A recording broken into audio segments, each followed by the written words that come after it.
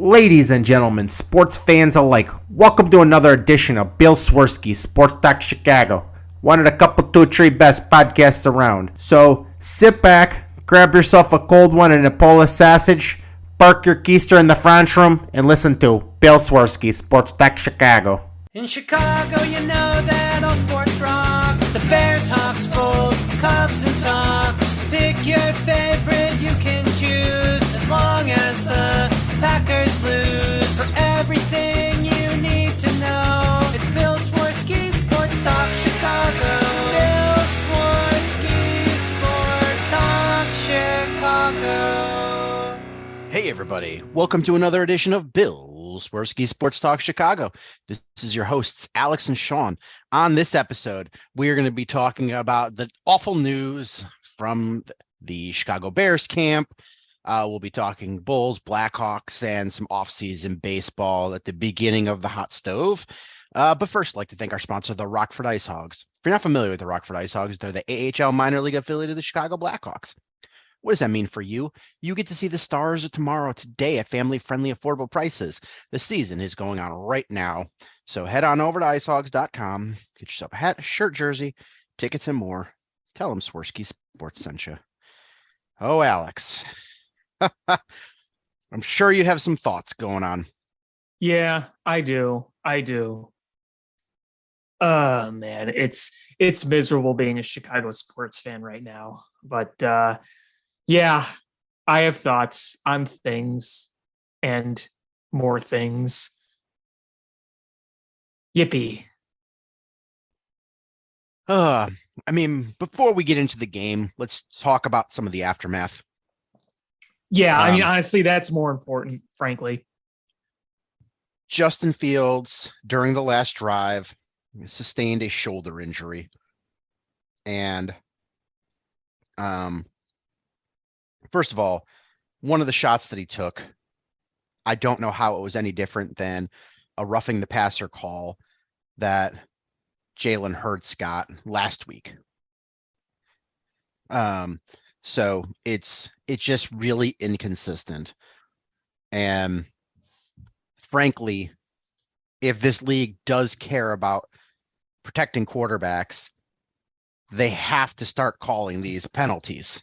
It's the only way defenses are going to stop doing it. If every time they do it, they get a 15-yarder, just like clockwork. I don't get it. I seriously don't get it. And it's not like it was guarded by a bunch of bodies. It was blatant. It was clear as a day. You're going to call that, and yet you called the Bears for roughing the passer when he literally touched Mariota's ankles. Really?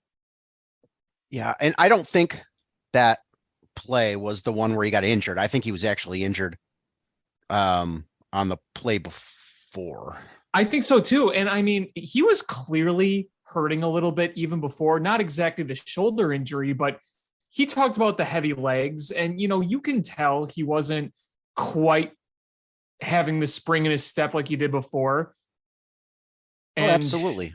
He ran 2 QB runs, down a touchdown, needing to tie. Or down a field goal. You needed a field goal to tie. Touchdown to win. Yeah. So, my thoughts are, number one, defenses. I don't think the play that I think it was a legal play where he got hurt, but I think it really aggravated it when there was an illegal hit. And two is Luke Getsy is using Justin Fields' legs as a crutch. Yes, it's a weapon. Yes, you should utilize him as a runner. Just stop. Don't make it be 90% of your offense. You have to develop that mid-level passing game. You just have to. And yeah, there were multiple times in that game where they could have passed the ball and they ran it. Yeah, it's mind-numbing. It's such conservative play calling because you have an explosive playmaker that's making these safe play calling work, and that's got to change. If we go in with Trevor Siemian, so sorry, even to backtrack before that is, so came out today that Justin Fields apparently had some dislocated left shoulder, his non-throwing shoulder. That's the unofficial report. The official report from the Floose is he's day to day, but shutting him down for the season is not off the table, which doesn't sound day to day to me. No, it doesn't. And especially when you haven't even got your bye week yet. Yeah, which is ridiculous having a bye week this late. Bye weeks should never be as late as they are. But I mean, this is what I really wanted to talk about on this show is the future for Justin Fields in this season, a season in which you're basically tanking. I mean, let's be real. Taking away Justin Fields, you're tanking. You traded away two of your top defenders. You're not playing to win. It's not that the players don't want to win or the coaches don't want to win, but the front office put this team in a position in a transition mode. I mean, we've said this ad nauseum over and over throughout this entire year. And frankly, even if he was okay, not having the shoulder dislocation, if he was just a little banged up, frankly, I'm not sure I'd even want him playing against the Jets Sunday. Your offensive line was really, really roughed up this Sunday against the Falcons. It was Michael one of the Schofield worst. Is terrible. You had them rushing three guys, and yet they'd still go untouched and get Justin Fields. And the Falcons front seven are like one of the least productive when it comes to recording sacks in the NFL, and yet they were all over him. Yep. This team can run block, but I think it's mostly scheme. But there's no pass protection. It is porous. And, the pocket, people are like, quarterbacks need to learn to step up in the pocket. I rewatched the game again today while I was on my flight home, and the pocket just doesn't exist. They're mostly collapsing it from the middle of the line. So, with a pocket collapsing, here's what I found. My phone or my watch started going off. What did you find? I don't know what my watch found. But when the pocket is collapsing, it's supposed to go around you and to where you drop back to pass, and then you step up into the pocket and find your throwing lanes. The problem is that you can't step up because the pocket has collapsed in the center and it's collapsing around you as well. So he has to immediately go backwards and around the edge rusher to try to either find passing lanes or run. And that's not sustainable. Just not sustainable. No. And, you watch the game on Sunday and you can tell that it was affecting the play on the field overall. I mean, it should affect the play. When you're constantly under pressure, it's going to affect things. It's pretty amazing, in my opinion, that they were able to get 24 points because there was a lot of ugliness in that game, just in general. And the fact that they were able to get 24 points, I mean, think about it, either at the beginning of the year or the last few years under Matt Nagy, getting 24 points would have seemed like a godsend to Bears fans. And now it's like, man, you only got 24. We've been scoring a lot more. And I can guarantee you, if Justin Fields had better protection, they would have put up at least 30. I could almost guarantee that. Well, I mean, there was that one deep pass play where I don't know what happened, but it looked like Mooney stopped and then started going. And, had he connected with Fields, that would have been a touchdown right there. And that probably would have been a different ball game too, had that pass been connected. Yeah. And I mean, he had him. Mooney beat the defender. Oh, it was wide open. Yeah. It looked like he had a stutter step, or I don't know what happened. I would like to see the all 22 on that. Because when they cut from, the pocket, the pass to Mooney, it it looked like he was going from slow to accelerating, which makes me think that he had made another move, or or whatever. And I would like to see the all 22 to see what happened there, or at least get some answers, because that was a nice throw, and it seems real hard to overthrow Darnell Mooney. He's fast. Yeah, he is. He is.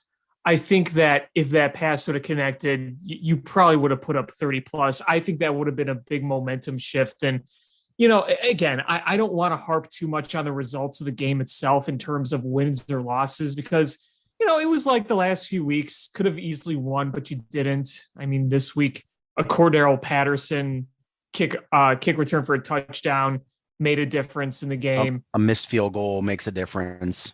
Yeah. I mean, there was just a couple plays that make this from a win to a loss. And again, I can live with it, because this was a tank season, and we're going to reap those benefits come the draft. And that's why I want to talk about the future of this team with or without Justin Fields in this season, because I don't want Justin Fields to sit out because he's okay and they just want to sit him out. But if he has any doubt, if he's hurt, and you heard it, dislocated shoulder, it's not his throwing shoulder, but still, that's different.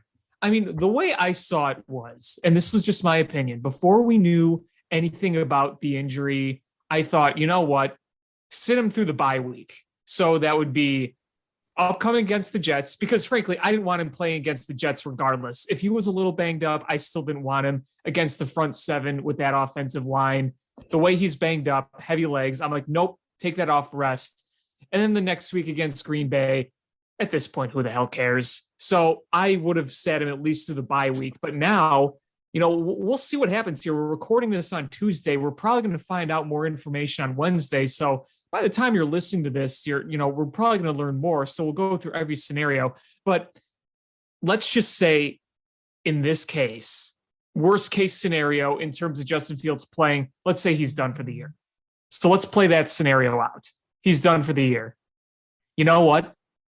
I have no emotional investment whatsoever in winning any of these games. None. I don't care about a Trevor Siemian-led Bears team getting wins. Honestly, it's much easier to root for a tank that way. I would be okay losing out if they could beat the Packers. Finish 4-13. I'm fine with that. Yeah, I mean, I would not complain about being the Packers, but I'm saying, like, if Trevor Siemian's under center against the Packers, like, it'll be like the least cared about Bears-Packers game of my life. Oh, absolutely. And you know what? Frankly, if we lose to Green Bay, it makes their draft position worse and ours better. Yeah, and I don't think there's any way that they make the playoffs. And if they do, they're going to get beat down. And wouldn't you kind of rather them have a mediocre pick? Could you imagine absolutely. if they lost a ton and then all of a sudden they can take a future quarterback? Yeah, I would love to see them lose. And frankly, or make the playoffs and just get dominated. That would be best case scenario. Yeah, and frankly, the media can play, oh, Aaron Rodgers owns you again. You know what the world is going to be saying? Really, a middling Packers team beat Trevor Siemian? Like, no one's going to give a shit about that. No one. So, I don't want to see Justin Fields not play, but if he doesn't, there's rewards to that. It makes your tanking easier. Because you know what? There is still that meatball fan in me. When I watched Justin Fields play these games, I know that losing was going to be best for the future, but damn it, I wanted them to complete that comeback against the Dolphins. I wanted them to beat the Lions. I wanted Justin Fields to march down and win that game in Atlanta. When I watched the game, I turned into that meatball fan. It's hard for me to root for a loss. Now, I don't give a single crap about what they do with Trevor Siemian as their quarterback. Like, there's nothing really to evaluate. So, okay, maybe you get Chase I, Claypool. I'm action. gonna disagree there in one way. Is you can't run the offense that you've been running for the last several weeks with Trevor Siemian. Well, no, It's of course not. It's gonna force Luke Getsy to have to figure out the passing game. And I think that will help Justin Fields in the future because you're going to have to scheme these receivers open. You're going to have the passing game working in order to do anything. And I think that in the long run helps Justin Fields because if and when he comes back, then you're not just running him like, 30 times a game. Which is valid. That's fair. But I don't care about the end result. I don't care if they lose. Oh yeah, absolutely. Yeah, I don't care. I mean, it's going to be tough sitting there because we've got what, 6 more games left to play. Mm-hmm. It's going to be tough sitting there for 6 Sundays just watching this disaster unfold. But when it comes draft time, I mean, as it stands right now, the Bears would be picking 3rd overall. Yeah. And you know what the thing too is, the more you lose, the better odds you get to stay there, because if you win a game and other teams around you lose, that drastically changes your draft position. It's not like it's the Bears are 3rd and then the next team has like 2 more wins than you. It's like a 1-win separation. Oh yeah. I mean, so the way it stands is Houston has the worst record. Then the Panthers and the Bears are tied at 3-8. The strength of schedule that's separating them between 2nd and 3rd pick. Then the Raiders, the Broncos, the Rams, the Browns, the Steelers, the Jaguars are all 3-7. And then, so had the Bears won that game, they would be picking 11th. Yeah, that's a huge difference. And I do think, if Justin Fields doesn't play, I really do think it's very possible you lose out. I really do. You know, who do you got next? Okay, you get the Jets. Josh Wilson stinks, and they might not even play him, but they got a good defense. Then you play Green Bay. They're not good, but Aaron Rodgers kicks your ass every time their defense stinks. Then you get the bye. Then you get the Eagles. The Eagles are really good. And then you have one more against Detroit, who's playing a lot better. You have the Buffalo Bills, who are obviously a Super Bowl favorite. And then you know, the one probably most winnable game is probably week 18 versus the Vikings, but that's because the Vikings are probably going to be sitting most of their starters unless the number 1 overall seed or any sort of seeding is at stake. So you may or may not get them playing with starters rested or not. So that's kind of to be determined. But I mean, they went through the easiest part of their schedule. You know, you had the 2 most back-to-back winnable games against Detroit and Atlanta. You couldn't pull those out. So it gets a bit more difficult the rest of the way, which probably is a blessing in disguise. Do you want to hear something wild? I always want to hear something wild.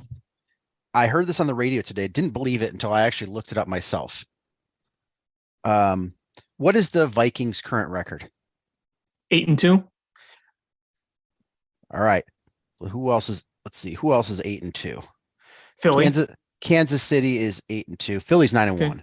Oh, they're 9-1. Okay. Kansas City is 8-2.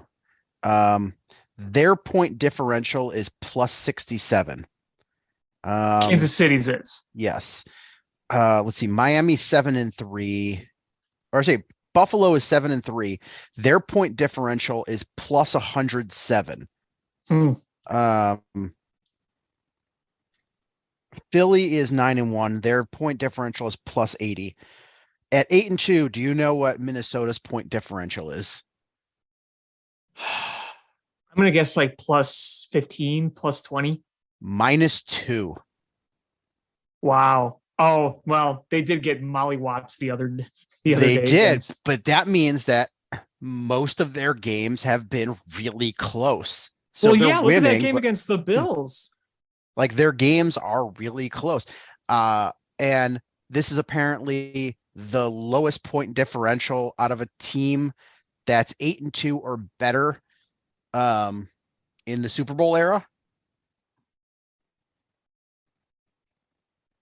I believe it. I believe it. So this this is not a sustainable team. This is not a team that can. I mean, they could, I guess, win the Super Bowl, but the eyeball test and that stat just make me say probably not. I've been saying pretty much all season that they're going to come down to earth at some point. I don't think they're a bad team, but I don't think they're nearly as good as the record shows. I mean, I've been saying that all year, and I do think they can make a run because the league stinks. Honestly, the league stinks. And it's a perfect time for a team like the Vikings to be able to take advantage of that. But they're not some super great team that's comparable to some of the other super great teams of the past. They're not. But they could take advantage of this awful league and go far. But no, I've said for a while now, I don't think that they're going to sustain winning the way they have been. Yeah, I mean, look at the NFC. Seattle is winning the NFC West at 6-4 and a nobody at quarterback, or a washed up guy at quarterback. The NFC South, Tampa Bay is winning that division at 5-5. The NFC North, the Vikings are 8-2. They're going to win that. But second in that division is the Lions at 4-6. The NFC East has three good teams, I guess. The Giants, who are not good, but they have a good record. Dallas, who is really turning it on, and the Philadelphia is 9-1. It is just a bunch of mid teams in this league for the most part. Yeah, it's ugh. I mean, makes you a bit frustrated that the Bears are in the position they're in. They couldn't take advantage of this. Right? Like, if you're like, man, if this could happen next season, you feel they could really take advantage. Well, I mean, we'll see what happens next season because, you might see some improved teams, but I don't know if there's going to be a massive switch flipped. Right. But this Bears game was just really frustrating. They continued again, not being able to get pressure. They were having to bring secondary blitzes to get pressure. You had Nicholas Morrow, who missed an interception, which you've got to take advantage of those.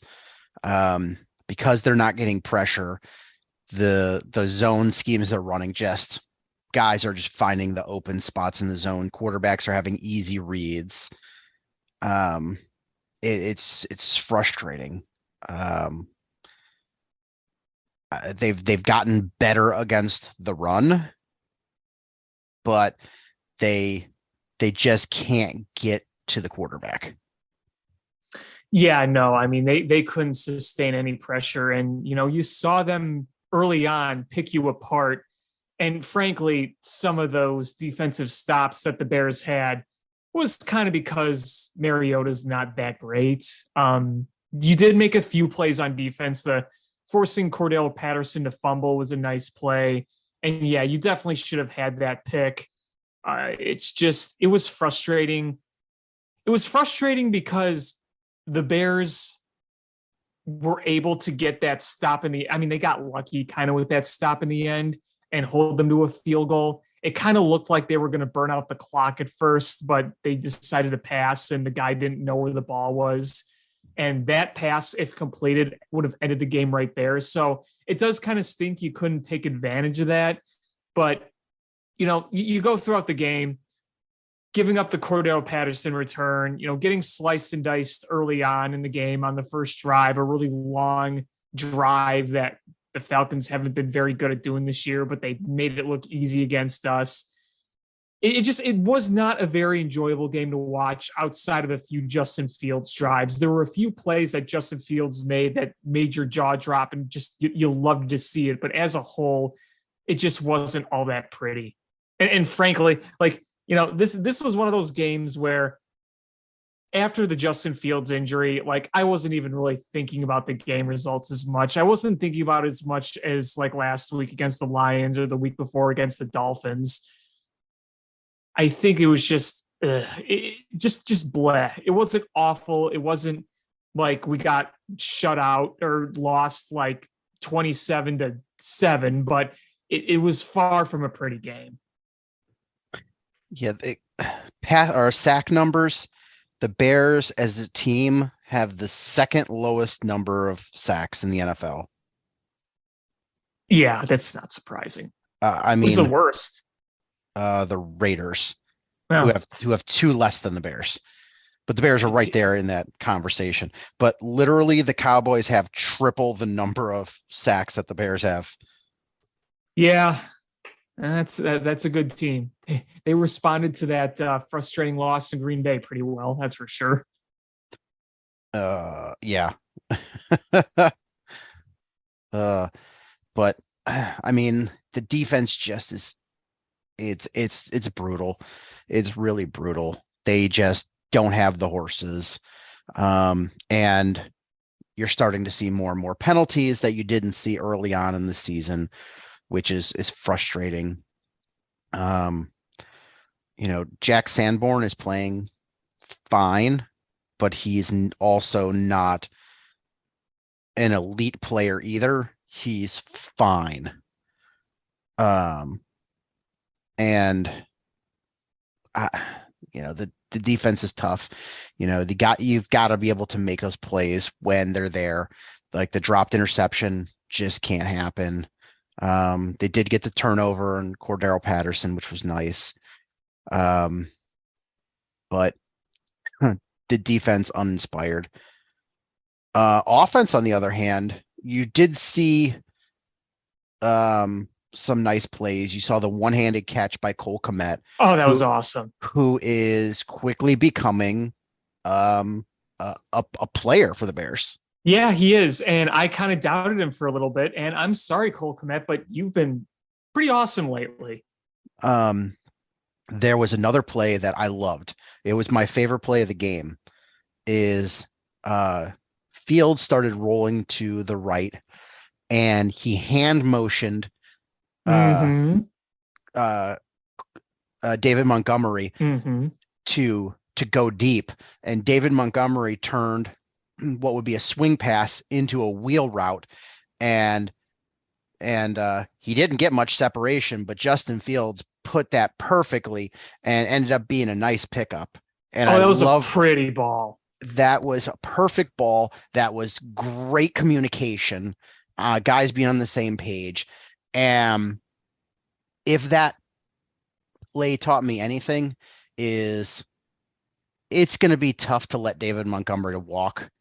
I can see why it'll happen, but between his play and his blocking is far better than Ebner's or Herbert's. It's going to be real tough to let him walk, I think.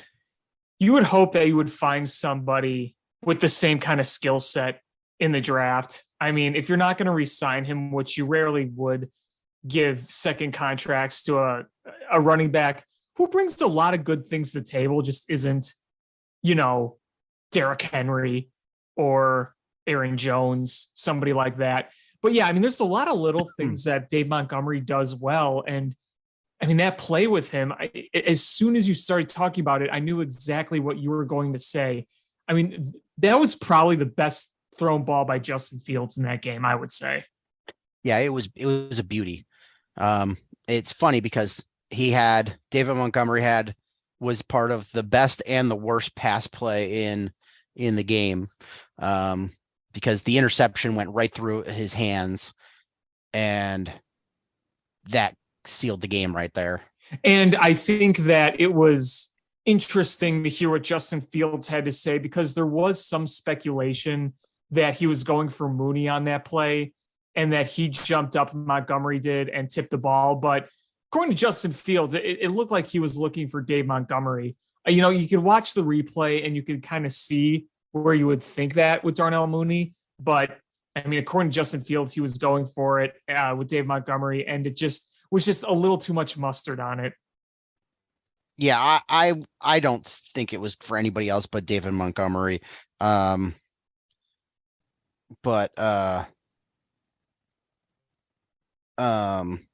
Montgomery is not a tall guy. He's like 5'10". So the ball was a little high. But it hit him in the hands. And what's the old sayings? If it hits you in the hands, you got to catch it. Mm-hmm. And sure, he had to go up, but that went right through both hands. It was not an easy catch, but it was catchable. No, it would have been a nice catch if he catches it. And it wasn't a great placed ball. No, it wasn't. But that goes again to sometimes it's not the play call, it's the personnel. Is that ball would have been an easy catch for somebody that was like, I don't know, 6'4", like Chase Claypool. Oh yeah, he still exists. Why is he not getting more targets? Why is he not more involved? You traded for him. I had no problem with the trade, but you've got to take advantage and get him involved. Yeah, and that's why I don't like when people say that Chase Claypool trade was a bust. It's like, well, you got to target him in order for him to do something. Yeah, right? That's the frustrating part. It's not like they keep throwing to him and he keeps dropping the ball or he's not running the right route. Yeah, you've got to involve him in the offense. He had 2 receptions for 11 yards and only 3 targets. Like, you've got to involve him more. You've got to involve everybody. I mean, Mooney had 29 yards receiving. Your 2 leading receivers were David Montgomery and Cole Kmet. Your third you don't have to go down to the 3rd leading receiver before you get to a wide receiver. That's just tough. And the way the offense is running is not sustainable, period, because it got your quarterback hurt, and Trevor Siemian can't run this offense like that. No, it can't. And it will be kind of funny if they switch to a more pass-heavy offense with Trevor Siemian, no matter how long he plays. Wouldn't it be something if they switch to that? And then, you have Trevor Siemian racking up a decent amount of passing yards, but not really making a lot of plays. And then you hear the narratives, oh, see, look, Trevor Siemian can pass for X amount of yards and Justin Fields can't. You know that's coming. Oh, I know. Absolutely. I mean, you won't see it against the Jets, because that Jets defense is pretty darn good. But I think that might be a low-scoring game. Yeah, between dog turd taco offense. Zach Wilson is a terrible quarterback. Yeah, and we don't even know if he's going to play. I mean, he has been brutal this year, and I get he doesn't have a lot of weapons, but he's got a decent offensive line and decent running game, and he's just bad. Right. Even if you don't have a lot, we're not asking. You wouldn't ask for like superstar numbers from him, but man, the passing, it just, you watch it and it's just blah. Yeah. It's tough. So that is going to be a a doo-doo offensive game to watch. If you're a fan of sloppy games and defense, you might like this game. But if you're a fan of puke, you'll definitely like this game. Yeah. Oh, yeah. If you like puke, you will absolutely be tuning in for this ball game. This epic matchup in the Meadowlands. Boy, just imagine the Bears can put up two pukerific offensive performances in the same visiting stadium twice in 1 year. The stupid Meadowlands, New Jersey. Yeah. Yep. It'll be yeah. We're just gonna have to see what the further diagnosis is and what they say. I mean, it'll be really sad because I genuinely woke up on Sundays excited to watch the Bears simply because of Justin Fields.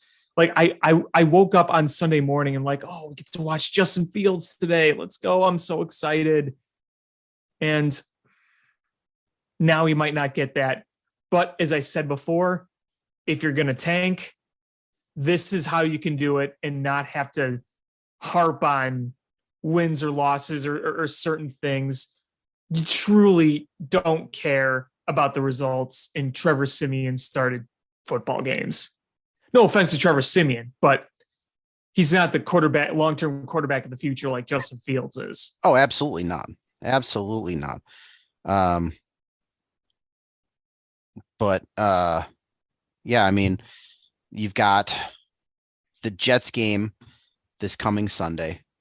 And then that would be a winnable game if Justin Fields was there. I think so. And honestly, with Trevor Siemian, it might still be a winnable game. That offense for the Jets is brutal. But they probably don't win. Packers, that's a loss. You get your bye week. And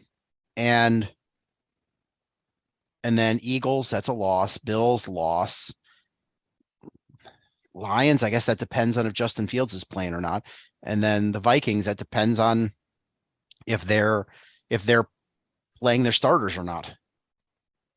And honestly, if they're resting their starters, but Justin Fields is out, is that still a winnable game? I don't know. I don't want to shit all over Trevor Siemian, but we saw what this Bears offense looked like until Justin Fields started running the ball. Right. I mean, it's not like Trevor Siemian's going to be playing with Tyreek Hill and Waddle and like a Dolphins type offense or a Bill Belichick type offense. It's going to be the Bears offense minus Justin Fields, which, I'm not going to lie.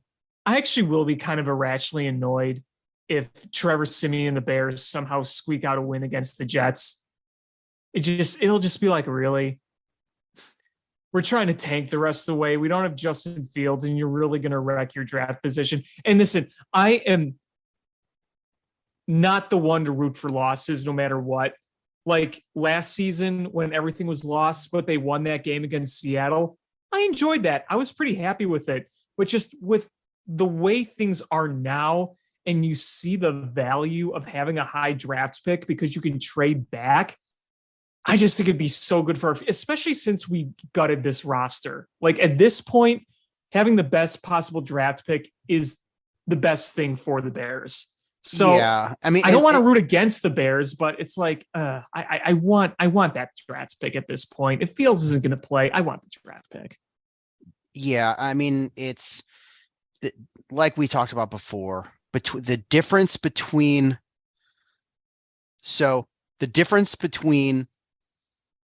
picking second and picking 14th is one game.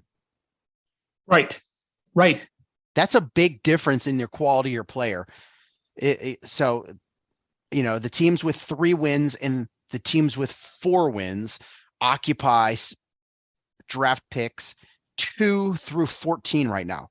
It's not until you get to Atlanta at pick 15 that you get a 5-win team. and you want to talk about a 2-game spread, 3-5, let's go 3 games, 3-6 wins. That's that's not a huge spread. That goes picks 2 through 23.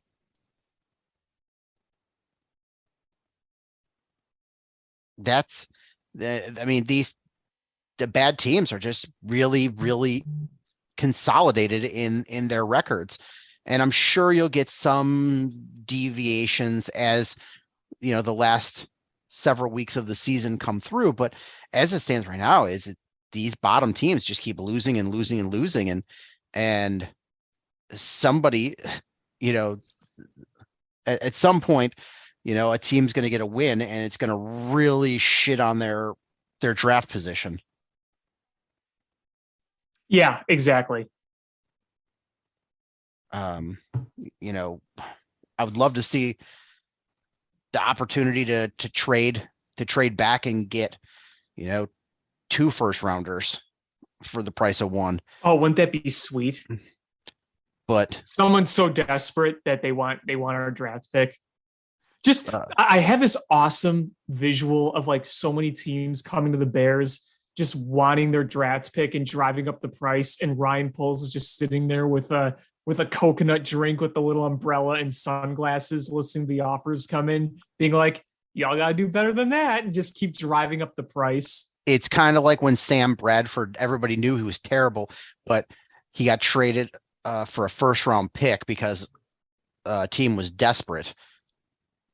Oh, Sam Bradford. But man, classic name. It's crazy when you look at these teams that are getting extra draft picks for trades from the past. Seattle's getting Denver's number 1 pick, which right now would be the 5th pick. The Lions are getting the Rams pick, which right now would be 6th. So if the draft was right now, the Lions would be picking 6th and 13th. Cleveland traded their first round to Houston. So if the draft were right now, Houston would pick 1 and 7. Eagles get the Saints number 1 pick. So that would be the 10th overall pick. And the Green Bay Packers, if the season ended right now, would be picking 11th. All right, then. Yeah. 6 weeks ago, a lot can change. Yeah, but I mean, just watching this game, you're watching and it's frustrating because you're like, they did enough to win, but they did enough to shoot themselves in the foot. The play calling on the final drive was atrocious. That was particularly awful.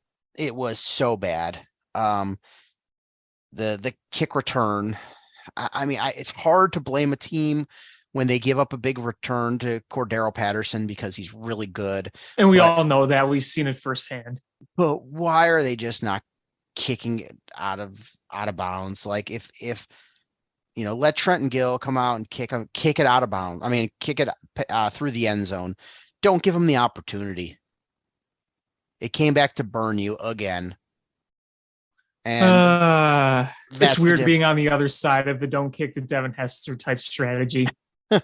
Cordero Patterson is really, really good. Honestly, if you consider Devin Hester the GOAT, then Cordero Patterson might be the next guy up. Yeah, he's just ridiculous. He's so big and strong and fast.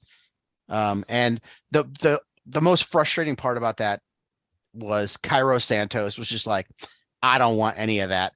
And you could watch him take a shitty angle because he did not want to try to tackle Cordero Patterson. And I can't say I blame him. Cordero Patterson's a big dude. Yep. So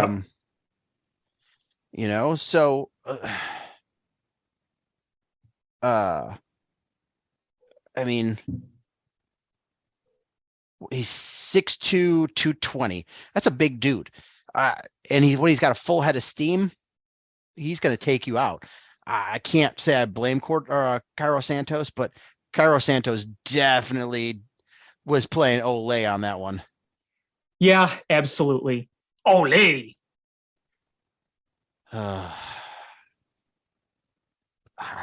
But I just hope I want to see Justin Fields again. I don't want to go half the season and then all off season waiting to see Justin Fields play again. I know. I mean, remember last year when he had the cracked ribs and he had to miss the latter half of the season? Because what, Justin Fields, didn't he miss like the last several games? I think because Andy Dalton played against the Giants and he played against the Vikings in the final 2 weeks. He also played Thanksgiving, but then I think Fields came back. But yeah, Justin Fields did at least miss the last few weeks of the 2021 season. Yeah, I don't want that to be the theme. I want to see him come back and play strong. And hopefully it's not a theme when they actually protect him and hopefully protect him in the future. Yeah, that's got to be a huge priority. And I've seen people being like, "Oh, get rid of Cody Whitehair," and unless you can come up with an upgrade, I don't think you can. I mean, sure, financially, yeah, it'd be huge to be able to get rid of the contract, but you've got to upgrade over it. And I think, if you're ranking priorities, I think center is your number one priority. You got to figure that situation out. Mm-hmm. And then right tackle, then probably left tackle and left guard, right guard. So, it'll be, and reason I put Braxton Jones as third just because he's young and he's still growing and improving, and he's an unfinished product. Cody Whitehair is who he is. We know what he is. And, but if you're going to upgrade over him, you better find somebody that's going to be an upgrade. Right. Yeah, I agree. And I don't want to see, I don't want to see them just get rid of him for the financial savings and then bring in a draft pick, because you don't need financial savings. Yeah, you don't. And you have holes that you can fill. Don't create another hole that you need to fill. That seems like a low spot to worry about. I agree. I completely agree. And I know you've got a lot of young guys that you drafted that that you're looking at in the future, but I want to see the veterans in there for part. Don't be like, oh, we have one of these Jatire Carter or somebody that we can put in there and get rid of Cody Whitehair. I think that seems silly because I wouldn't do that. Let them compete, but don't don't necessarily just hand him the job because he's a young guy. And one of the guys that you were excited about that was on your practice squad, Zach Thomas, got claimed by the Rams, which is a bummer.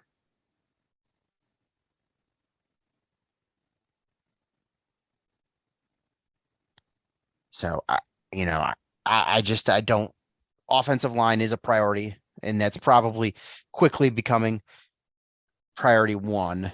Although pass rusher is got to be high. Another thing to bring up is you probably need to upgrade at 3 technique for the Bears.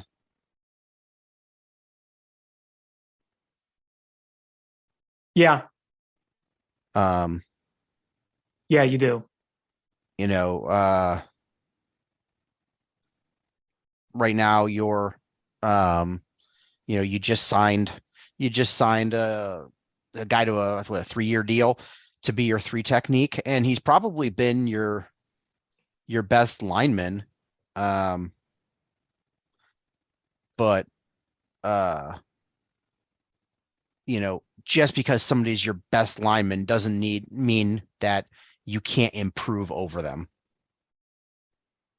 No, I mean, especially now when you have the quarterback that you have and you've just seen the overall play of the line. And, I'm going to say it a million times.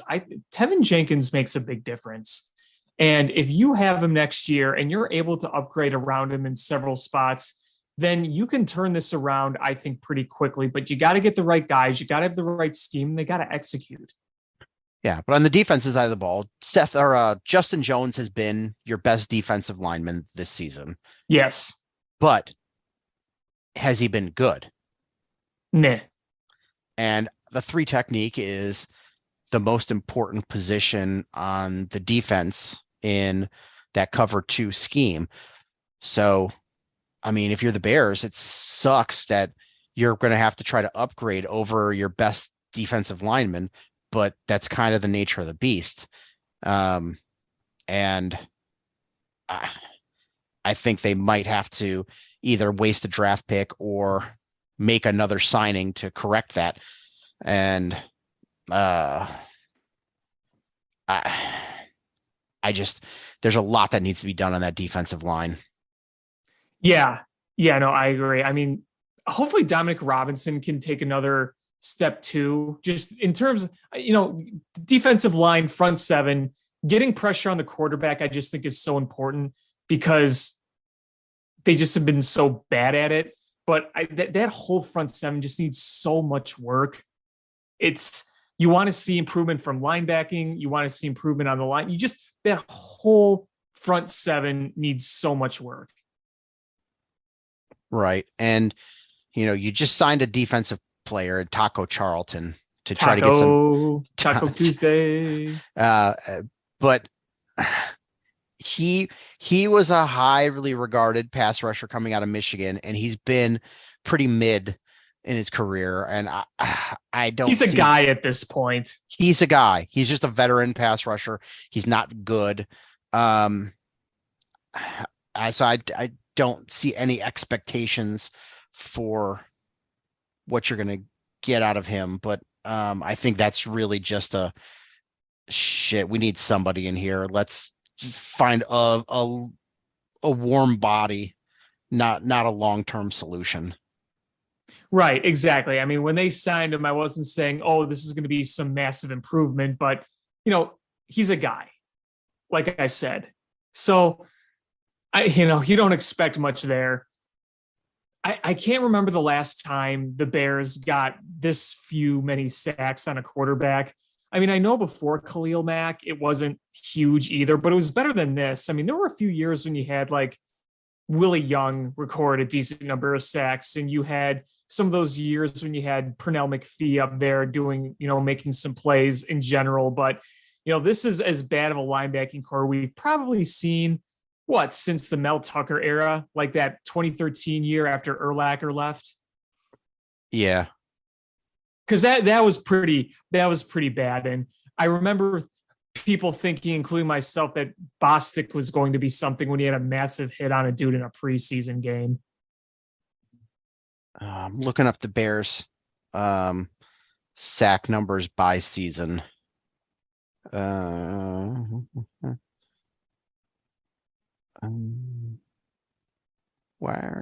is it why do they make this so hard to find?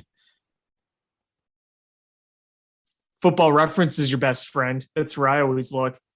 And also, if you want to be sad and you want to remember how good things were in that department, don't look at 2018, because you're going to look at 2018 and be like, man, could you imagine if we had that right now? Oh, I know, right? The defense was so magical. Yeah, that was such a good defense. And it sucks that I wish we could have kept Vic Fangio. I know. I know. He really helped make that defense be great because 2019, if he, it wasn't bad in 2019 by any means, but losing Vic Fangio and just natural regression that was going to happen, it seemed a lot worse than it was because you were used to having 2018 the year before. But even so, with Chuck Pagano, it was a solid defense, but Vic Fangio, he did more than 2018 because when he came over and joined John Fox, those defenses under Fox didn't really have the bright names, the big bright names that you see, on Sports Center and people are talking about, but he still was able to manufacture good defenses. Yeah, I'll give that to you.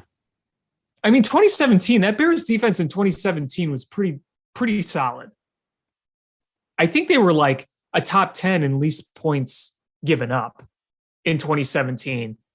And then you add in Khalil Mack, and obviously the rest was history. And I'm reminiscing about defense. What freaking Bears fan in me is always going to reminisce about defense.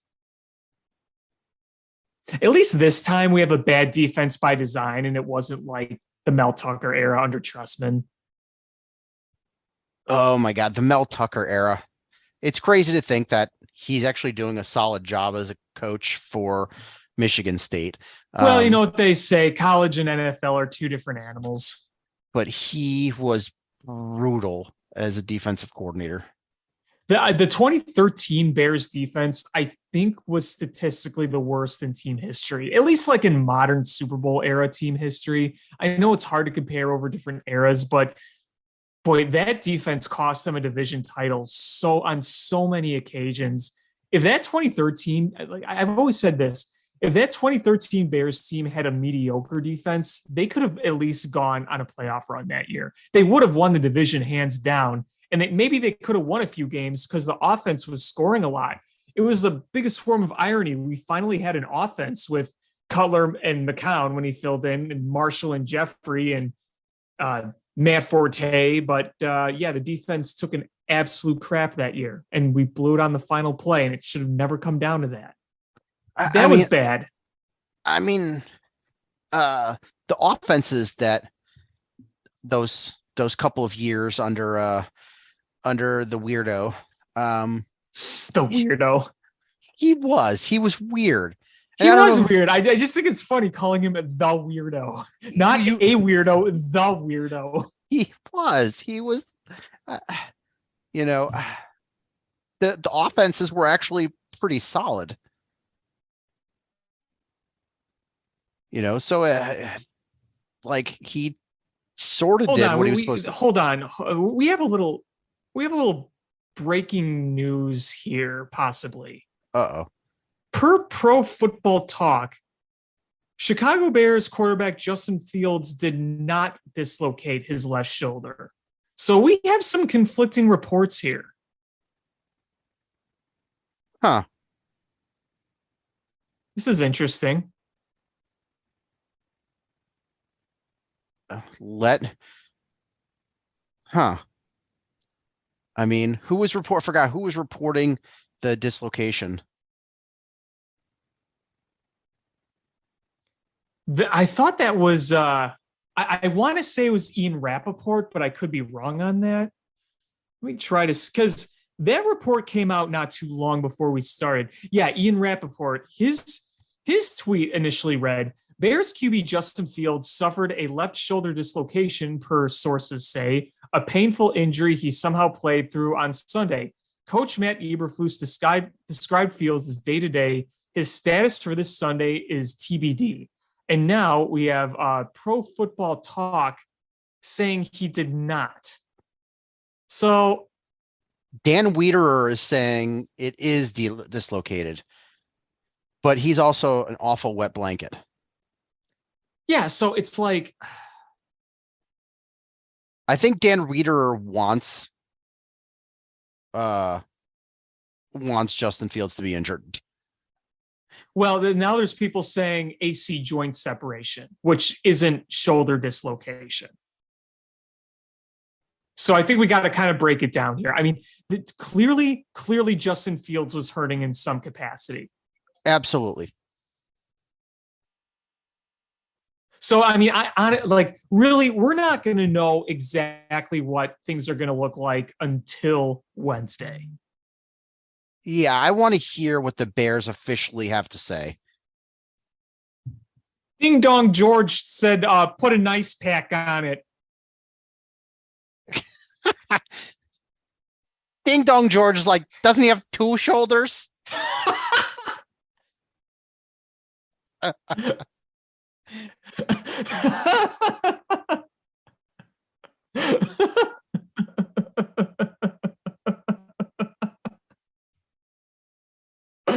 Oh my gosh, that was awesome. Oh God. Don't worry, I told him to put a cold Diet Coke on it. It's I remember when I was a kid, I sprained my ankle like a little kid, and we had to go out and buy an ice pack for it. So in the meantime, my mom had put an ice cold Diet Coke from the freezer on it. George's like, I got frozen peas. He runs home, gets frozen peas. By the time he comes back to Hallis Hall, it's melting and just the condensation just dripping all over the floor. He's running through the front door, tripping all over the floor with peas. He sets it on his own lap when he's driving back, and it's sweating, and it leaves like a sweat stain that looked like he wet himself on his car seat, and his pants are all wet. And he goes, that's the peas, not the pee. It's all over his khakis. It looked like he dribbled. Here you go, Justin. That'll make that shoulder feel nice and better. And it's totally the peas are unfrozen and starting to be mushy. And he's just like, what did I get myself into? Boss, it's not even cold at this point. Ding Dong George comes in there in a fake doctor's coat with like one of those like headbands with the metal thing on it, and he just like has some dirt and he starts rubbing it on Justin Fields' injured shoulder, and he goes, I heard this works. Rub some dirt on it, son. That's what my granddad used to say. Richard Dent did this all the time. I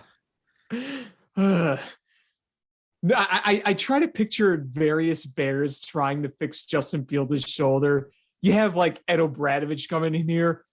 God damn it. All you need to do is pop it back in. Starts grabbing at his arm. All right, hold still. Oh, God. Mike Ditka comes in. Shut up. Just puff up, have a drink. You'll be fine. Dick is in there with a cigar. So you can't smoke in here.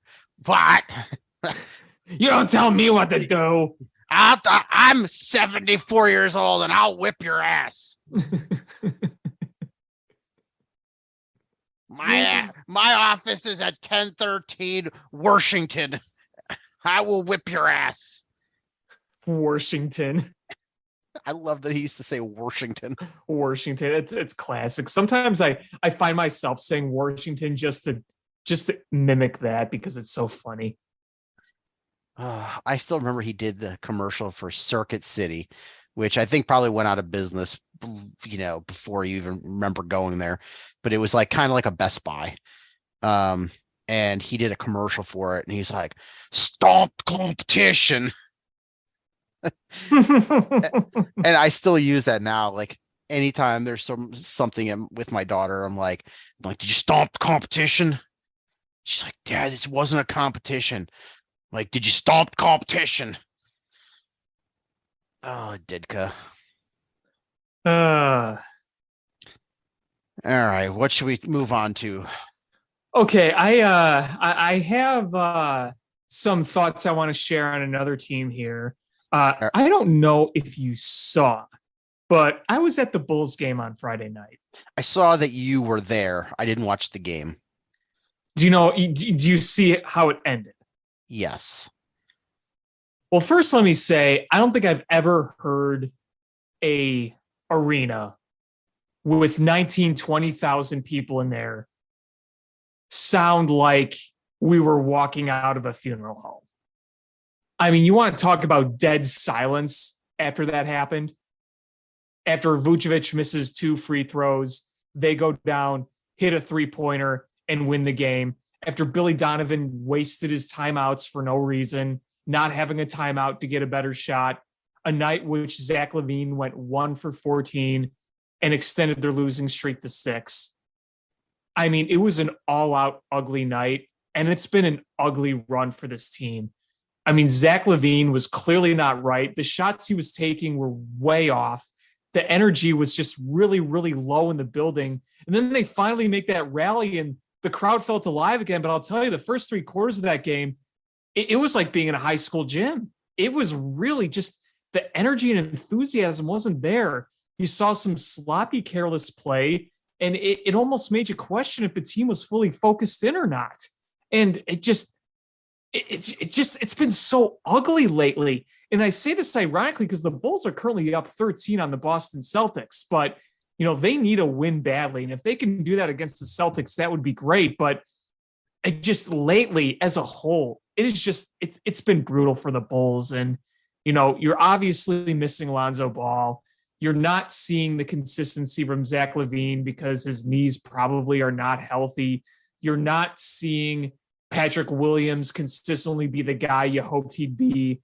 Alex Caruso is playing fine defensively, but he's been shooting has been really, really off so far. Vucevic has been overall fine, but he had a good game on Friday night until those missed free throws. But it just hasn't been working well. And it's a shame because this was supposed to be the one team this winter that was supposed to have a shot at least being a playoff team. Yeah, this team has been a real disappointment. And, there's been injuries. There's been a whole lot of lack of energy. And bad shooting from behind the arc. It's just everything's run the gamut. And you're right there. I'm watching the game now and they're up by quite a few on Boston, but it's the way that Boston is playing.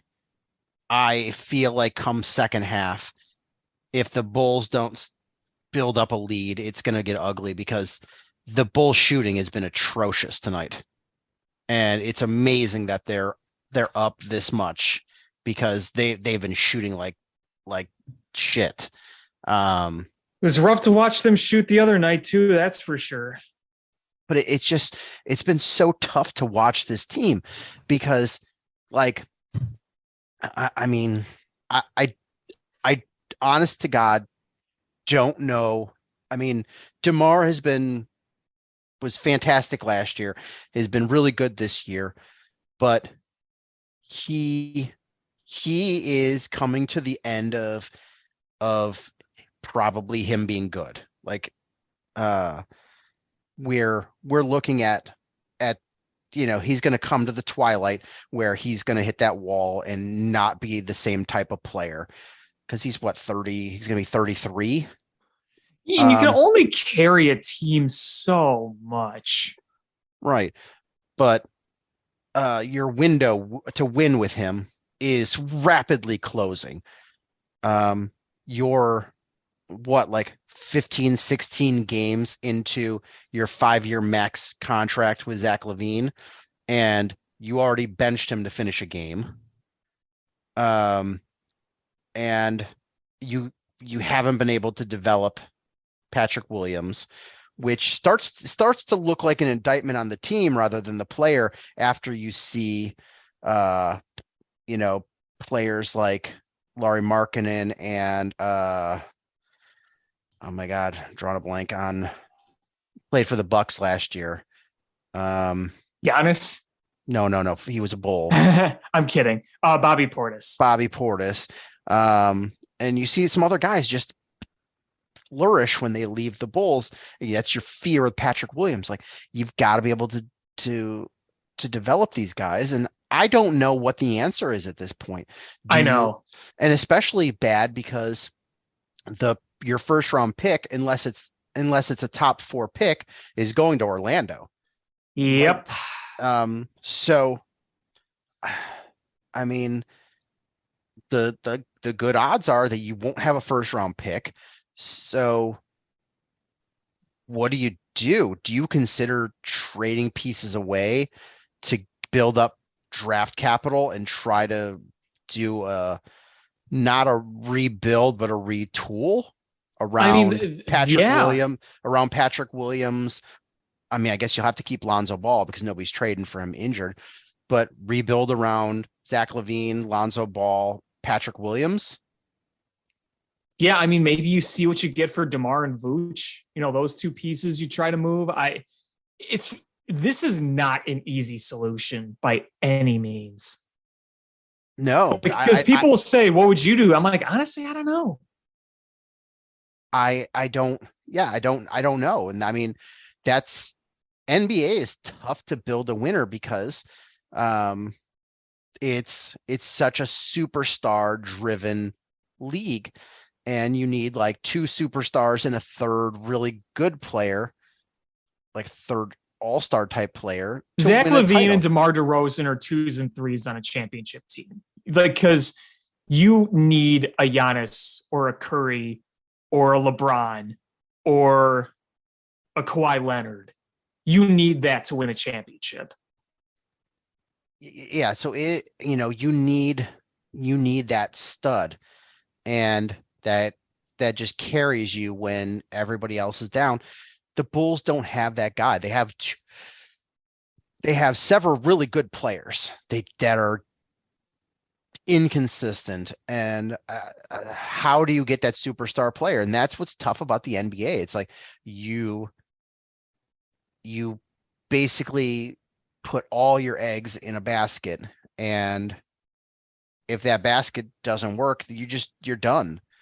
The Lakers put all this into a LeBron basket, and now LeBron is injured, and you've got so many injuries and guys that can't play that they built around, and they don't have any money, and the Lakers are in hell.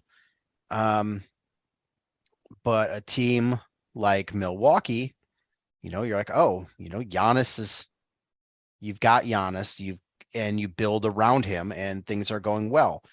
It's just everything is so dependent on your superstars, and if you don't have one, it's real hard to get one. And now the Bulls don't have that draft capital. They're honestly probably best off trying to trade Vooch, trade DeMar, maybe trade a Caruso or a Dragic, and take that step back, hope for a top 4 draft pick so you don't trade it away, get that draft pick, and then use the financial savings to go out and try to retool and build around the guys that you kept. I honestly, I don't know what else, what option B is other than staying the course, but that's just seems like a stupid idea. Yeah, it just right now doesn't seem like it's going to work out great. And I mean, they would have to go, in my opinion, on a really significant run to make you believe that they're a playoff team again. And they still could be a play-in tournament team if they do, start to right the ship a little bit. But we know they're not winning a championship. But, we know that that's obvious. And the more you lose, the less you want to keep this around. And another thing I want to throw out is, how safe is Billy Donovan's job? I think the seat's getting slightly warmer. I don't know how much it would take to have an in-season firing. I mean, I think if things went really off the rails, it might happen. But I don't see him as an in-season firing, but honestly, I'm starting to see it as more and more surprising if he does come back next year. Yeah, I'm kind of with you there. I think it'd have to get really bad if they were to do an in-season firing, which, you never know. But, as of right now, I feel like it would be more of a wait and see until the off season. So it'll be interesting to see. And, people have been already talking about moving on from Billy Donovan. And to me, it feels like one of those things where it would be like maybe a temporary spark, but I don't think it's a long-term solution to save your season. Because, yeah, sometimes you move on from a coach and there's kind of that wake up spark that you get, but I don't think it would last because you're still undersized compared to the contenders in the East. You still can't shoot as well as the prime contenders in the East. You have a good team with good pieces at best, but not a great one. Yeah. And that's, part of my solution of trading guys away is that puts Patrick Williams in a sink or swim position, because when he's forced to be the man, or at least the man with Zach LaVine, if you get rid of your other two alphas, like then, it gives you that idea of what's he going to look like? What's he going to do? And is Billy Donovan not developing him, or, is this coaching staff not developing him, or is it Patrick Williams not taking the steps himself? And yeah, I don't know. And I don't know. I don't know the answer to that. And I hope that AK does. You would hope. I mean, we've put a lot of trust in him, and I don't want this to become, and this is a slight exaggeration, but what I'm saying is I don't want this to become another Garpax situation. I agree. I mean, it's going to take a long time to get to that point, but it's seeming more and more like this team has a curse. The curse since Jordan left. Yeah, we have to pay for all those good years with that. Yeah, we got to pay for those 2-3 peats for a long time. What do you want to move on to next? Well, I don't have much to say about hockey. I just have two Blackhawks thoughts. One, really emotional to see Marian Hossa getting his number retired the other night. I was going to go. I was thinking about going. I should have gone, but I was able to watch it from my couch. That was really cool to see. The other thought is they've fallen completely back to earth, which was expected. And at this point, I don't really expect anything more. I still think that a guy like Luke Richardson is the type of coach you'd want for a younger upcoming team. But in terms of just the roster, it wasn't going to maintain the winning they were doing. And we're clearly seeing that now. Yeah, this team really are so quickly reminding us that this was the team that we expected to see. And the one that we saw early on was a fluke. The only good thing I can see was a lot of this Seth Jones's injury that changed the trajectory.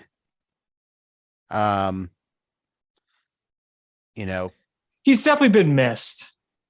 That's a good thing, because we've got him here for 700 more years. That it's a good thing that he's a positive contributor to the team. Yes. His brother filled in fine for a bit, but he's been brutal lately. But just, yeah, I mean, the Hossa thing was great. It was nice to see the cup be in the house. It was nice to see former teammates be there. It was cool. I'm happy for Hossa, and I saw that he wrote a book with Scott Powers that I'm excited to read. I definitely love to check that out. Because it's interesting to read about his life, but I'm really interested in reading about the end of his career and really start to see the details of what the heck happened. Because there was so much mystery shrouded in it. We just knew he had that skin condition. Right. So I know he talks about that in the book, or he said he talks about that in the book. So I'm excited to check that out. Absolutely. Me too. But what's wild is that Penguins game. That was the first time the Penguins won at the United Center against the Blackhawks since February 2009. Yeah, isn't that crazy? The Hawks have fared well against the Penguins. Do you remember that one opening night when they beat them 10-1? Yep. That was fun. But what's wild is, so the Penguins scored a minute into the game? Yeah, about. So the Blackhawks have given up the first goal of the game in 5 straight games and in 14 of their 16 games this season. That's crazy. And it's not surprising because they've always been, even when they were winning, they were always playing from behind. Yeah, that's tough. And honestly, the worst beatdown of the season was that Bruins game. Yeah. I want to just read you a couple quick stats from that game to tell you how ugly it was, if the score wasn't indicative enough. The shot attempts were 73-33. Shots on goal, 43-18. The scoring chances, 47-17. And high danger chances were 17-4. Highway to the danger. That's bad. Like, that just tells you right off the bat. I mean, they were so outplayed in that game. It was just absolutely brutal, and it just reminds you how far away they are from being a competitive team. Yeah. But the good thing is the good thing is that right now they have the 6th best odds for that number 1 overall pick. So woo! Keep it getting better, baby. Slowly but surely they're inching their way up. And it's funny that early on it kept flip-flopping which would be the higher pick, their own pick or the one they're getting from Tampa. But Tampa has been on fire, and right now it would be the Tampa pick would be like 26th. It's not that good, but the Blackhawks, their pick would be the 6th highest odds and a 7.5% chance of getting that number 1 overall pick. And I did one Tankathon simulator, and the Blackhawks got the number 1 overall pick. Oh yeah, it's a sign. Sean Hotman went on Tankathon.com. It is. You can all thank me when Connor Bedard is wearing a Blackhawks uniform next year. Oh man, I can hear the clink, clink, clink already. But one question I do have is Patrick Kane has not played exceptionally well this season. He's been involved, but the numbers aren't there. The assists are there, the points are there, the goals are not. What do you think his trade value is at this point, if he were to waive his non-movement clause? Well, I mean, I think one of the things to keep in mind is the salary. I mean, that makes it, that obviously affects it. I still think there'd be value had when he's put on the right team. with the right pieces surrounding him, playing on the right lines and whatnot, I still think there's very, very decent trade value there. What exactly, I'm not really sure, because I still think he's a really dang good player. He's just not putting up the goal numbers that you're used to seeing him doing. And I do think part of that is just that he's playing on a really crap team. It doesn't help, but it is a good question because I really don't know if these guys get traded or not. And that I mean by Kane and Taves. I mean, it would be a sad thing for nostalgia wise, but if we got a haul in return, oh man. Yeah, and honestly, Taves has really moved his trade value chart. In terms of putting up goals and just looking like, because you can follow what happens in the scorebook and actually watch the games and see some different things. But Taves has actually been putting up like the nice numbers in terms of goal scoring. And so far, either case, the Blackhawks would have to retain salary to get the haul that they want. Which, that's, we all knew that was the case. And I think that we have a smart GM now, Davidson. I think he understands everything. So it would be curious to see how much is retained. It would be curious to see what they'd be able to get in return. I don't know. It's going to be interesting come trade deadline. Yeah. It's absolutely, I have no idea if they're still having conversations with the front office and those two players about the possibility of waiving the no movement clause, but this has just got to be really tough to go night in, night out, just getting dominated. Yeah, absolutely. But the NHL trade deadline is not for a while. Oh yeah, we have a ways to go before that. I mean, we got to get through November, the holidays, December, get into the new year. I think it's in March. Yeah, I mean, we have a ways to go. Yeah, so there's no rush on this. No.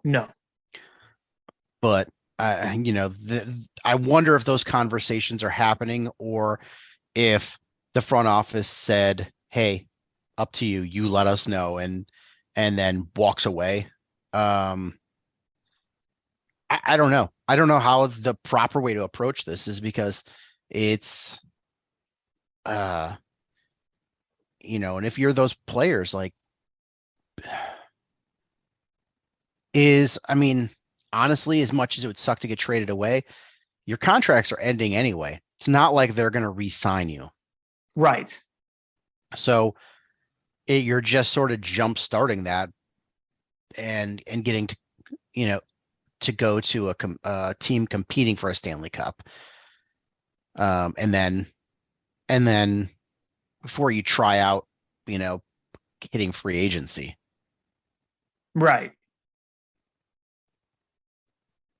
Do you think there's any shot that the Blackhawks would bring back Jonathan Taves next year? I don't. I'm gonna say more likely no than yes. I don't know. I can't say for sure, but I don't see a scenario where the Hawks next year are going to have the luxury of making that kind of signing and thinking we got a chance to compete for a Stanley Cup next year. I don't think you make that move if you're not going to compete for a Stanley Cup, if you're still as far away as you are now, basically. I mean, my thoughts on it are if he's playing well, if his contract is not too high, is you got to put butts in the seats. And the fans love Taves. It's at least something to go see. If you go into a season and the fans don't know anybody on the team and they stink, like, you've got to give some motivation to come. Which I don't disagree with. I did say prior to this year, before they started making a lot of the moves, I did make the point of I wonder what they're going to do with some of these trades, knowing that they don't have the luxury of being a Cubs or a Bears where you could put complete crap on the field and they're still going to draw. That's not really the case here with the Blackhawks. But I also think Kyle Davidson needs to think about long-term over anything. But, if ownership says one thing, then he's got to answer to ownership and he's their boss. So how that's dealt with will be interesting to see. I mean, they weren't afraid to trade away DeBrincat, though that's a different scenario. So I shouldn't really compare that. But I think Davidson wants to do what's best for the long-term future. But I do think there is validity to the point you just made on the Wirtz side, the business side. Yeah, I mean, honestly, it would come down to money in years too. If he's like, sure, if he's like, oh, I need $6 million or $7 million, you obviously walk away from that. But, but if he's like a $3 million guy, that's a toughie to walk away from. That seems worth it. Yeah. I don't know. That's an interesting question. And I think you're right. I think ownership might have an input on that. If he continued, I mean, if it was the Taves of last year, I don't think anybody's lobbying for that. But No. And I also wonder too, is Taves going to keep this up, or is age and wear and tear going to slow him down? I mean, he's old, but he's not for professional hockey player age, but he's not old.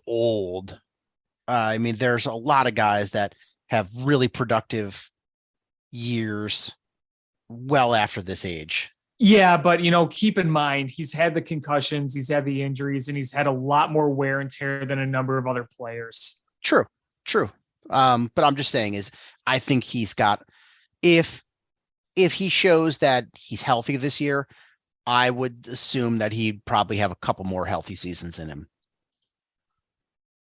Yeah, maybe.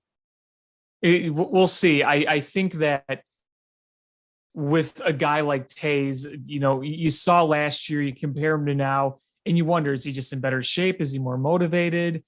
But I don't know. It's going to be interesting to watch over the next few months. See if he can still produce, even if the team is not. Yeah, it's I don't know. The probably the most interesting thing is going to be when this team really starts showing their true colors of how bad they are. Does that change Taves and Kane's minds for wanting to get traded? When it's clear you're not going to contend this year and for another few years afterwards.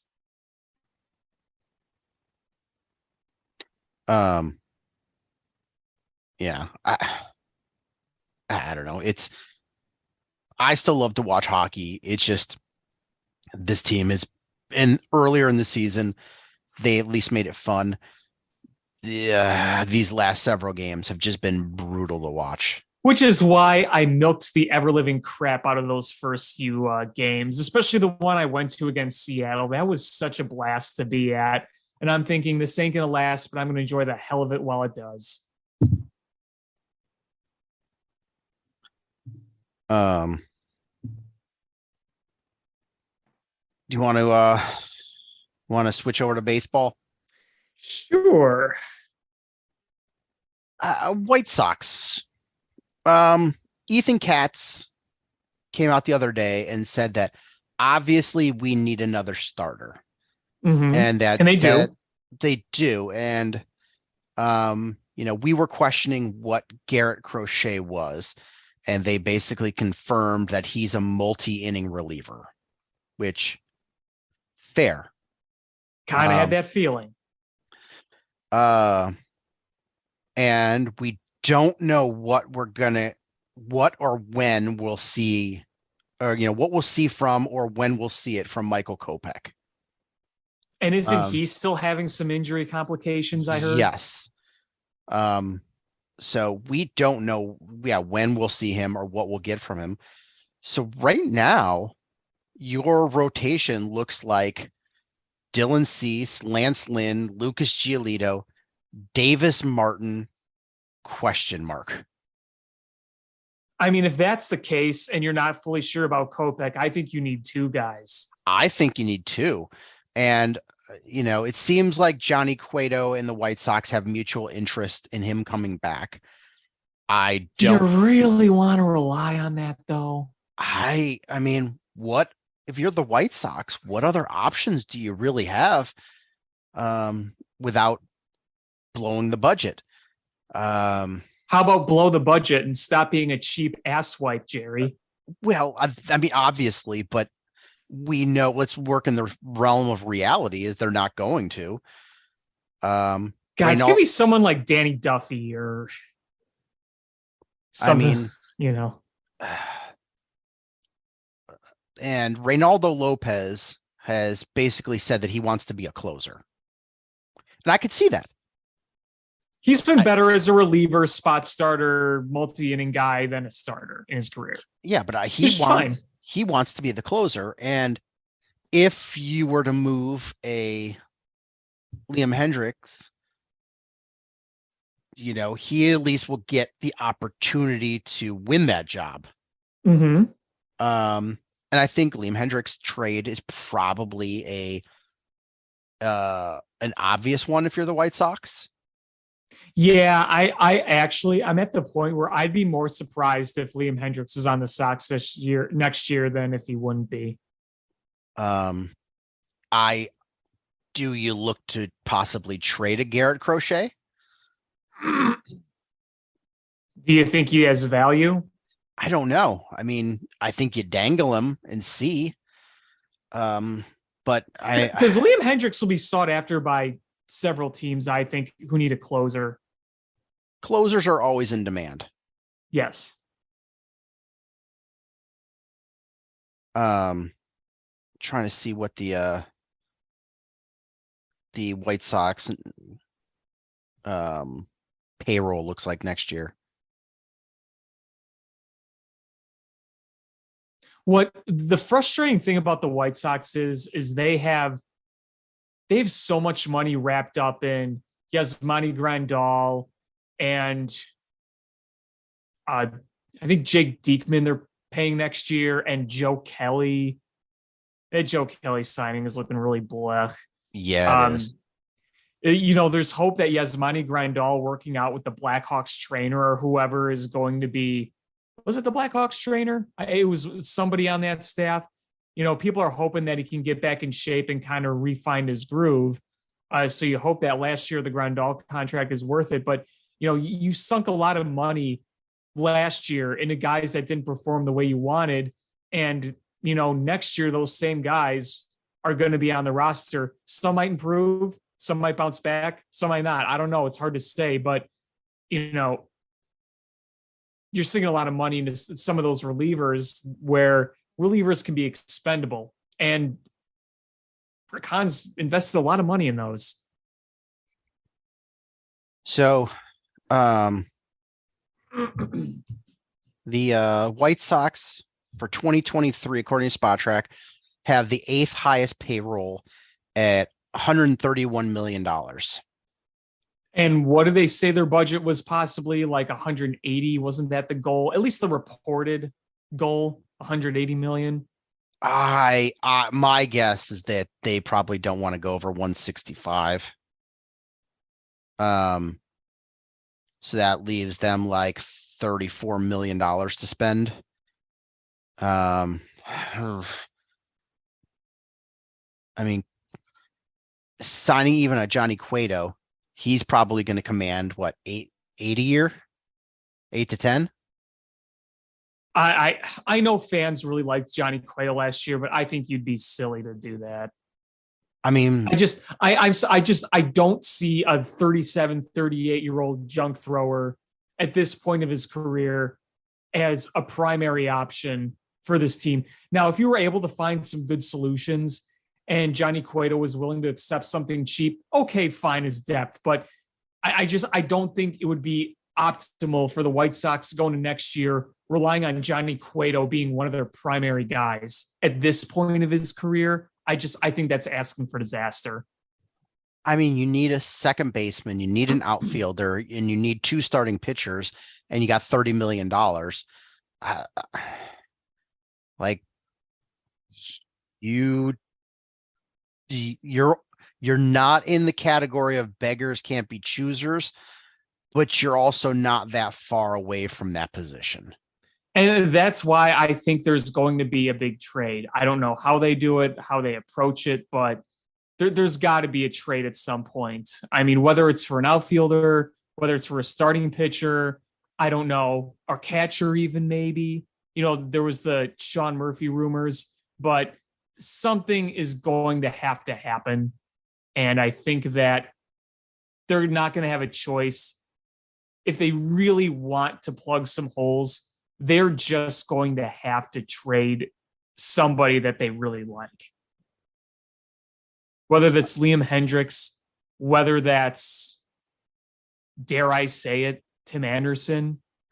I think Tim Anderson is probably a prime opportunity trade person. Like I don't see how you can't have him on the table for trade. Because you're not trading Luis Robert. No. There's no way. I don't think you're trading Eloy Jimenez. I think his trade value is too low. Otherwise, I would see him as a guy you could trade. But I think his trade value is kind of like not as bad as Yohan Moncada, but they're 2 guys that you would consider trading, except the trade market's not going to be there. But Luis Robert, no, he's a keeper. See if a team would be willing to take on Lucas Giolito and try to bring him back. I think that's a possible trade piece, as long as you're filling in your rotation, that is. I mean, honestly, other than Luis Robert and Dylan Cease, is anybody untouchable? At this point, I don't think so. Not saying they should just sell everybody, but I think you have to dangle all these different guys and see what kind of offers you get. Yeah. Definitely. You're not looking to have a fire sale, but if you can find a trade partner to make your team better, if trading a Tim Anderson brings you a starting pitcher, all right, maybe that brings you value. You just have to see what that trade market looks like. I know we just talked about Reynaldo Lopez, but you kind of got to feel like he would be someone to dangle, right? What is his value, though? I think he's got some. I think he's got some value. Not a lot, but I think that it's I guess middle relievers always have some value. Well, yeah, and especially a guy who's cost control. I know it's not for much longer, but there is value in that. What value does Lurie Garcia have? Negative.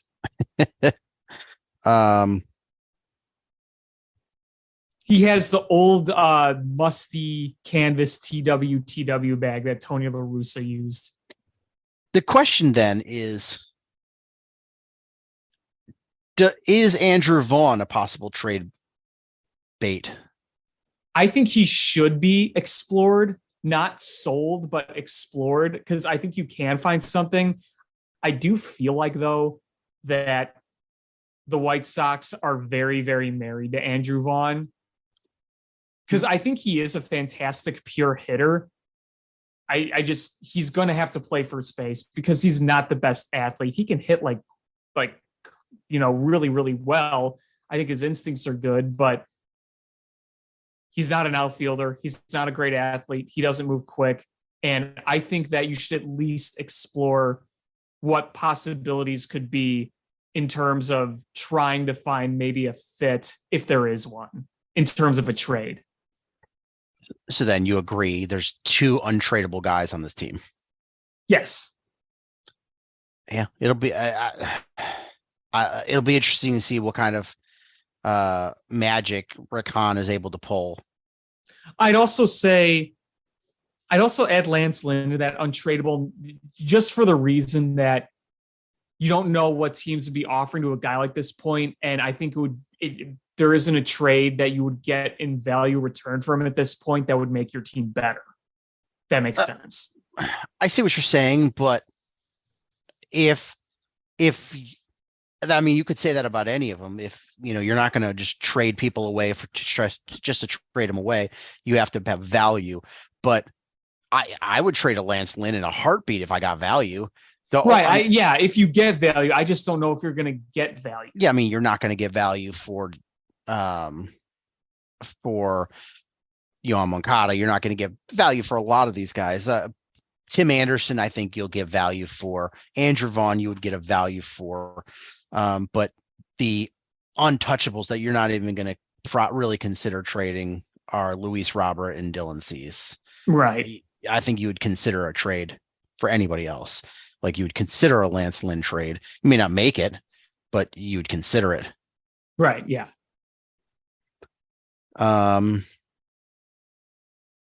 Yeah. This team is they've gotten worse during their window, which is a frustrating idea. What you hope for is you don't want them to just sit back and rely and be like, you know what? We got a new coach. He's got a great philosophy.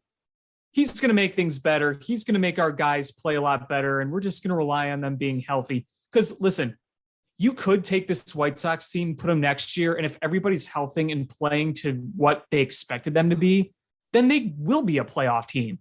I don't think they're going to be a World Series team, but if you have a Yoan Moncada playing like he was when he was better, when you have a healthy Luis Robert, who I still think could be one of the best players in baseball, and a healthy Eloy Jimenez, I think that's a playoff team right there. But you can't rely on everything just fixing themselves if you want to be a World Series contender. You can't.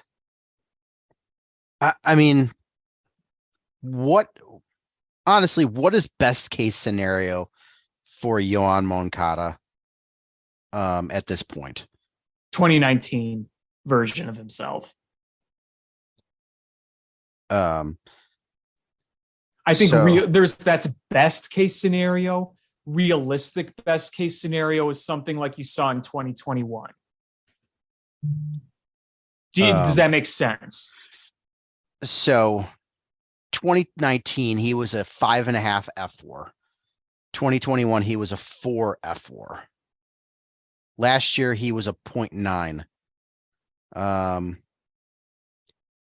So 2019, his slash line was 315, 367, 548.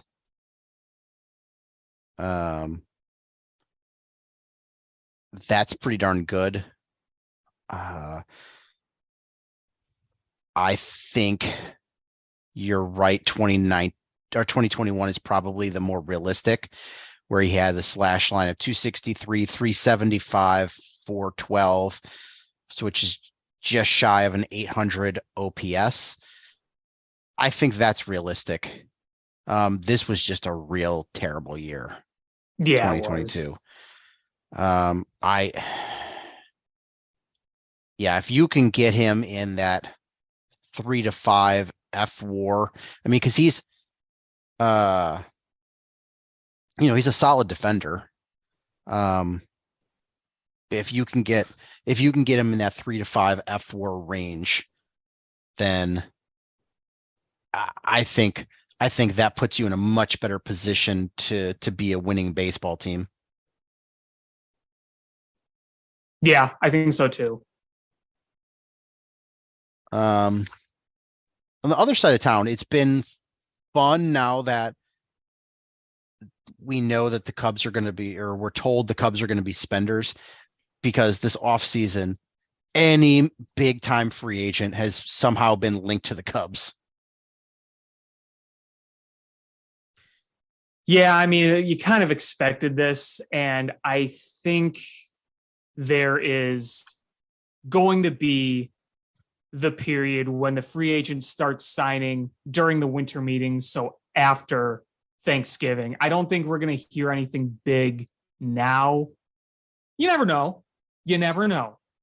I'm not expecting any huge moves until the winter meetings. Maybe the Cubs do land a decent move. Like, maybe they sign a Christian Vasquez at catcher. Maybe they sign, a few guys here or there that are depth pieces, but those big free agent types, I think we're going to be waiting a few more weeks to at least hear anything of substance. I mean, a Christian Vasquez as catcher would be a big, I mean, it wouldn't be a big signing, but I think it would be an important signing. Well, he might not dazzle you with the bat, but boy, you saw the way he worked with those Astros pitchers. Yeah, I think that would be one of those signings that you look at the end of the season and you will, that was a big time signing, not money wise, but that was in level of importance. That was a big time signing. Yeah. That's a value signing. But yeah, I mean, it's just fun at this point because after so much shit we've dealt with to just see the Cubs being linked to everybody from, DeGrom to all the three top shortstops to, it's been a whole lot of fun. I don't know what they do, but at least having your name in so many articles makes it fun. Yeah, I mean, and I think that they aren't just blowing smoke with these rumors. It sounds pretty obvious that the Cubs are engaged with these guys, that they're talking to their agents. They're serious about exploring these guys. Who they land, how they land, do they land is yet to be determined. But I do think that they are serious about wanting these guys on this team. Oh, absolutely. The one bummer is we're hearing other teams being hot for Jose Abreu. Yeah, when they said the Padres, I'm like, shit, that is a really good fit. That is a really good fit. It is a really good fit, and that's a really awesome city to live in. And you're going to a team that is going to be contending. Yeah, I could see that.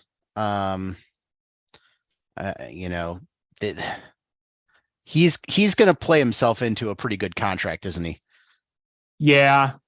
And if he ends up getting 3 years with a lot of money, the Cubs might even decide, you know what, we're not going to go that high. Because I think the Cubs really do want him, but I also think they have their limits on all of them. Oh, absolutely. Yeah, and it's the Cubs have year limits and total money limits. And I think we're at the point where year is like the first primary limit. Right, because they keep talking about wanting shorter contracts with higher AAVs, but right, I don't know how short, and is the shortness to not block some of these young players, or is it to not lock themselves into bad contracts? Yeah, I don't know if the whole Hayward thing kind of scared them in some of this stuff. I'm sure it did. I mean, in some level, that was a big contract. It was huge, and it didn't work out quite the way they'd hoped. Yeah, and it was years of just going, oh man, how many more years of this? Where if you're paying a guy, higher than the market value, but for a shorter contract, you can then you're like, okay, we signed him to a 3-year deal. After the first year, he stunk. Now we just got 2 more years. We can deal. Right. It's interesting strategy, and I like that approach because, I mean, you look at Manny Machado and Bryce Harper; those two contracts are so far so good. Yes, in the long term, but we've seen some long-term stinker deals, and I think the Cubs are just like, no, we're out on those. Yeah, they're a bit more weary. But I just saw a report that from Patrick Mooney that the Cubs are interested in extensions with Ian Happ and Nico Horner. Which is good to hear, and you'd like to see it get done. And I think Nico Horner and Ian Happ are guys you can extend and not have to do anything ridiculous. I think the value you can get an extension and for Ian Happ and Horner would be pretty solid for the Cubs. I agree. And, Nico Horner we knew, but Ian Happ, it's good to hear. I think he's been, especially, with the Gold Glove, his leadership, his bat. I think he is worthwhile much more as an extension candidate than a trade target or a trade bait guy. Yeah. Last thing I was going to ask you is any surprises that on who the Cubs protected on the 40-man roster? And not really. Maybe not really. I mean, Ryan Jansen might have been one of the guys that I thought, but it's like, okay, you knew Canario and Brennan Davis were definitely going to be those guys. I mean, Braylon Marquez didn't, and then he got non-tendered. Yeah. And that was all injuries. And yes. He hasn't pitched since 2020. Yeah. And that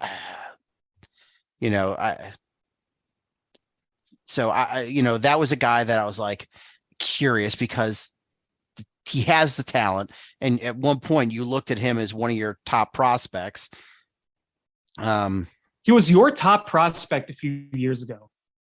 Yeah. And now he's a guy that hasn't pitched in years. So not surprising they didn't protect him. And they're going to move on. And so nothing shocking. I mean, I guess there was a few names that you're just like, you looked and you were a little surprised, but then you kind of rationalized and were like, oh, okay, I see why they didn't. That makes sense. Yeah, it's nothing about it like blew me away. Like, holy crap. Right.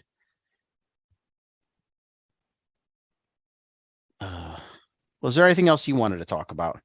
No, I think I pretty much said my piece here. Let's hope for the best for Justin Fields. Yeah. Fingers crossed. Just don't let Ding Dong George try to cure you with melted bags of peas. Just use your spare shoulder. Running into Hallis Hall. With his fake doctor kit that he got as a kid. I got this for Christmas. It's got the plastic stethoscope with a heart on it. He wrote in crayon and purple crayon along the jacket, Dr. Ding Dong. He writes all his notes down in a notepad in purple crayon. Puts the letters backwards. George, the S goes the other way. I always get that one confused. Ding dong. Well, that's going to do it for this episode of Bill Swerski Sports Talk Chicago. I want to thank everybody so much for listening. Please hit subscribe however you listen to podcasts, whether it's iTunes, Stitcher, YouTube, Google Play, Spotify, etc. Share this podcast with your friends. That's how we grow the show. Follow us on social media at Swerski Sports, Facebook.com/Swerski Sports, SwerskiSports.com. ShyFanPat2 on Twitter, as long as Twitter is still around. And AlexanderJPatCreative.com for all the cool stuff that Alex does. And again, thank you guys so much for listening. Until next time, bear down. Cubs win! What a lucky break! The good Lord wants the Cubs to win! We thank Ditka and God for all they have provided. Cubs win! Cubs win! Cubs win! Oh, I don't want her, you can have her, she's a Packer fan. She can't fit in my van. And she looks like number New Yorkers. Smoking crack is not legal on planes. Bears 31 to -7. The Bears. Oh, when the Bears go Bears.